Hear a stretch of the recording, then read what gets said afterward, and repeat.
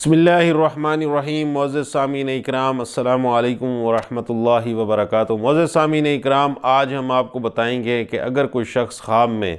پہاڑ کو دیکھے کہ اس کے ملک میں پہاڑ ہیں یا اس کی اپنی ذاتی ملکیت میں پہاڑ ہیں، یا وہ پہاڑوں پر چڑھتا ہے یا پہاڑ سے اترتا ہے یا بڑی مشکل سے چڑھتا ہے یا اترتا ہے اور پہاڑوں پر یا ٹھہر کر اذان دیتا ہے، تو اس کی تعبیر کیا ہوگی؟ معزز سامعین اکرام، اگر کوئی شخص خواب میں پہاڑ کو دیکھے تو حضرت علامہ ابن سیرین رحمۃ اللہ نے فرمایا ہے کہ خواب میں پہاڑوں کا دیکھنا اور یہ سمجھنا کہ یہ میری ملک میں ہے، تو اس کی تعبیر یہ ہے کہ اس کو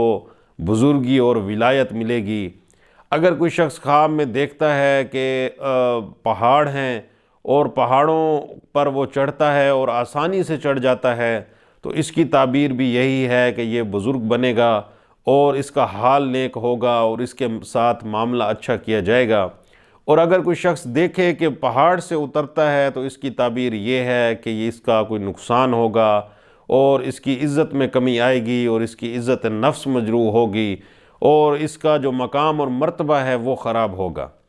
اگر کوئی شخص دیکھے کہ خواب میں کہ پہاڑ کی چوٹی پر چڑھ کر اذان دیتا ہے تو اس کی تعبیر خیر ہے اور دین میں سرفرازی ہے اور بلندی ہے اور خیر و منفیت کا معاملہ اس کے ساتھ کیا جائے گا۔ اگر کوئی شخص دیکھتا ہے کہ پہاڑ ہے اور اس کے اوپر چڑھنے لگتا ہے لیکن بہت مشکل سے چڑھ سکتا ہے اور چڑھ نہیں پاتا اور بڑی تکلیف میں رہتا ہے، تو اس کی تعبیر یہ ہے کہ اس کو کوئی غم پہنچے گا اور تکلیف پہنچے گی۔